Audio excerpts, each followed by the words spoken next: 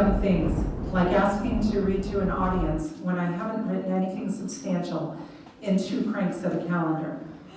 Or trying to change the world with 1 ball of yarn at a time and then deciding to adopt a kitten.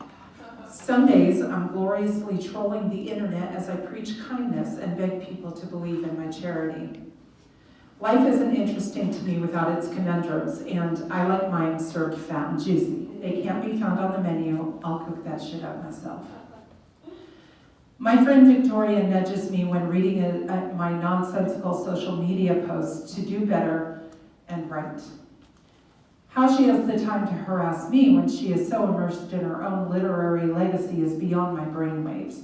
The woman writes more than she breathes, and I'm so exhausted by her energy, but I love the moments when she takes the time to call me out on my feeble excuses.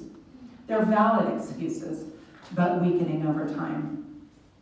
I am also weakening over time. I've become this cocktail of champagne and bitters over these last years. Some days I'm hints of fruit and bubbles because the lessons I've learned have taken me to some pretty extreme places, and this is how I counteract it. But my effervescence is brought down by my dark roots. Ugh. This is where my writing has gone, drowning my sorrows in metaphorical cocktails that nobody with a taste bud is going to drink down. I'm scribbling this on a stained paper napkin and feeling sorry as any good alcoholic does because I blame everyone else for being in this pickle. See, we're still in the Bloody Mary theme if you know your Bloody Marys.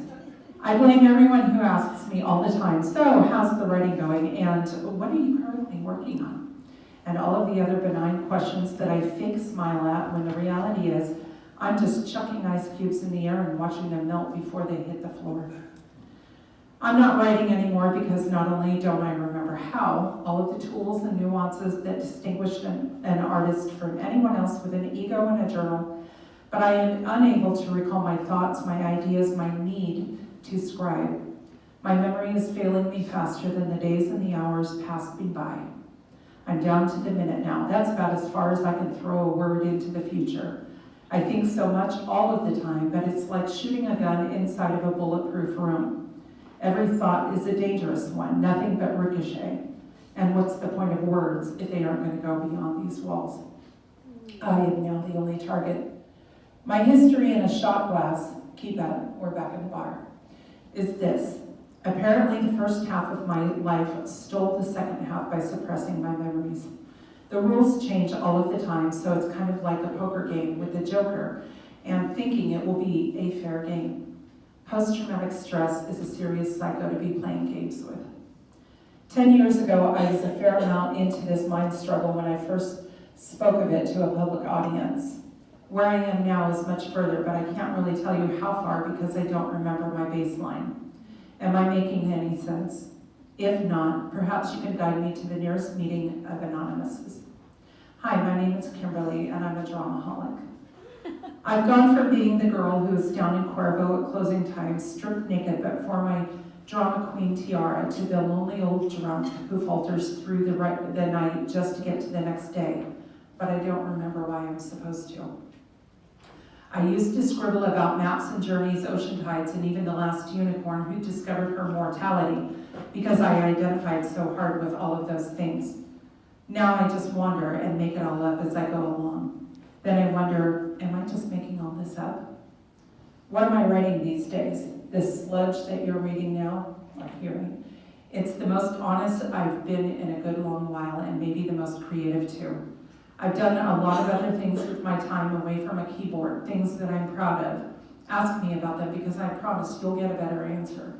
Perhaps someday someone else will write about me as I've grown tired of the job.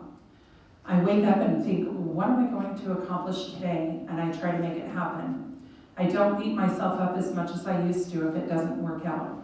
I try to remain calm in the face of the insipid advice and online fairy tale philosophies. I've stopped comparing myself to all of the other enthusiastically amazing people like Victoria because I can't beat her. If I could, I wouldn't love her so much, nor would I truly appreciate the weight of her heartfelt admonishments. It means that she wants to read my take on the world, and she believes that you do too. Rather than be embarrassed that I had to look up the definition of conundrum, when not too long ago I used it with an arrogant confidence. I'm going to pay up my tab and respect my reality. The smartest thing I could do these days is to not go looking for a gunfight in a bulletproof room. But sometimes I do dumb things.